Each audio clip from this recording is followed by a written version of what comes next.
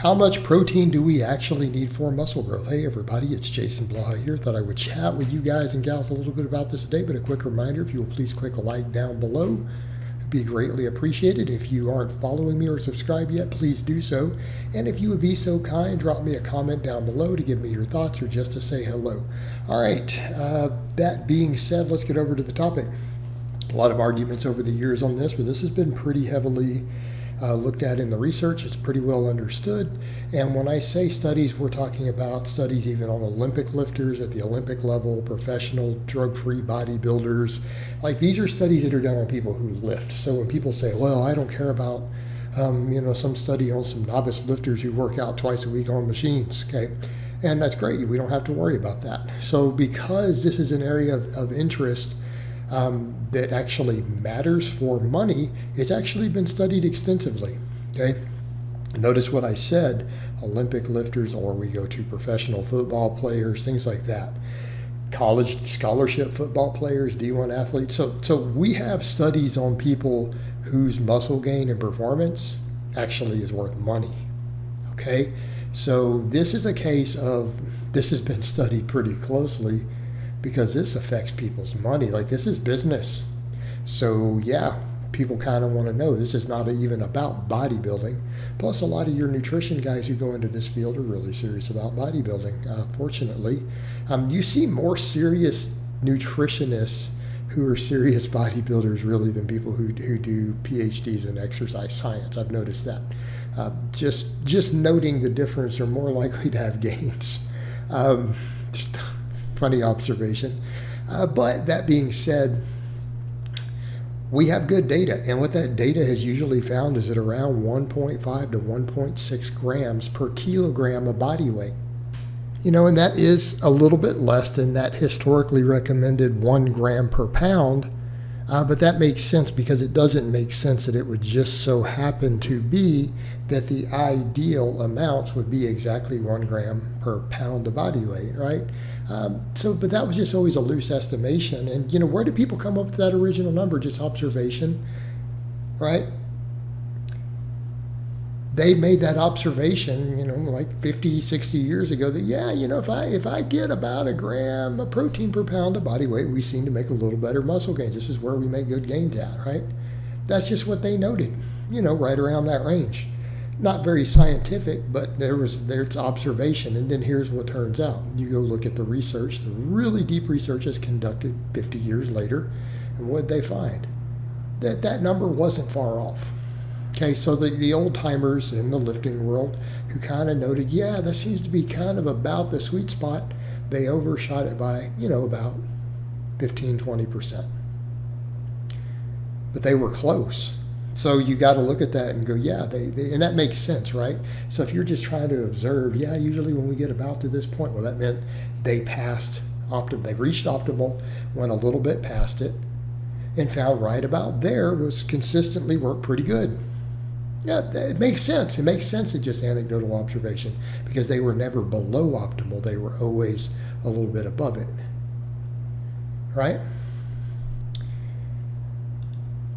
So, again, what do we come down to with that?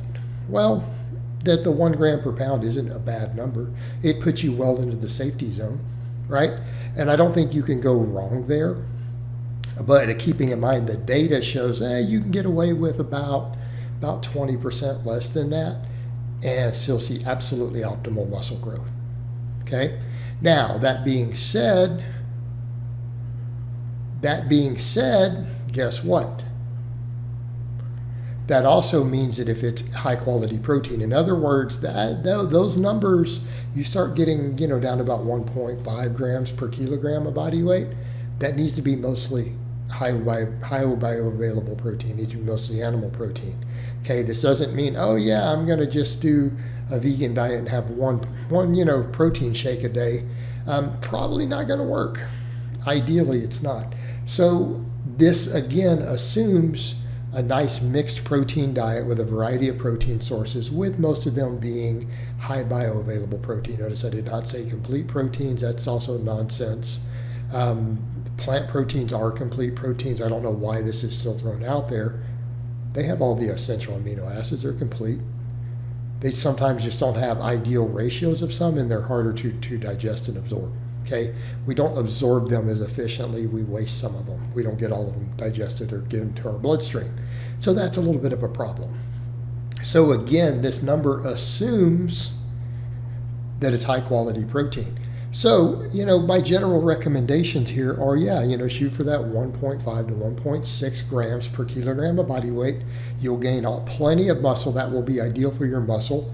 But if you want to go a little higher and go for that traditionally recommended gram per pound, it's not a problem.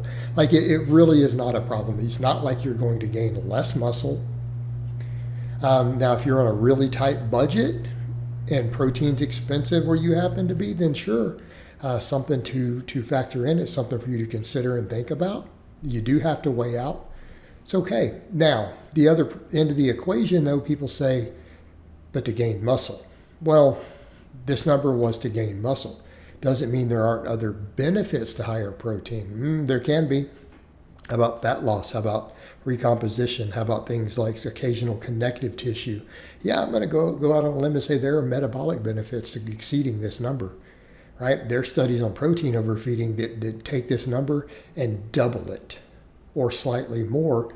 And what do they see? Do they gain more muscle? No, but they found those people lose body fat a little easier. They lose a little bit of body fat even while trying to overeat. In most of the studies that looked at that. Well, actually all of them, because there's only been a couple studies. They're pretty consistent. Could we make the case for slightly older lifters? You're getting middle-aged, absorbing a little less protein. Yeah, you may want to think about going a little higher, but that gram per pound will cover you there, by the way. So again, makes a little more sense there. Okay, so there are situations like that. What about if you have a minor injury? What about if you've got some inflamed tendons, you're not recovering? Okay, collagen synthesis, tendon repair. Taking your protein up a little bit higher for some tendon inflammation, maybe some minor injuries or pulls you're recovering from. Maybe you had to have a surgery or you are recovering from an injury in the gym.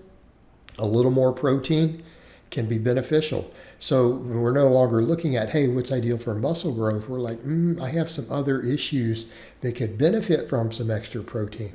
In which case you may want to bump it up. You might look at that whole thing and say, okay, I'm at this number, this gram per pound or a little under, but I have this other situation going on. You may want to add 40 or 50 grams of protein.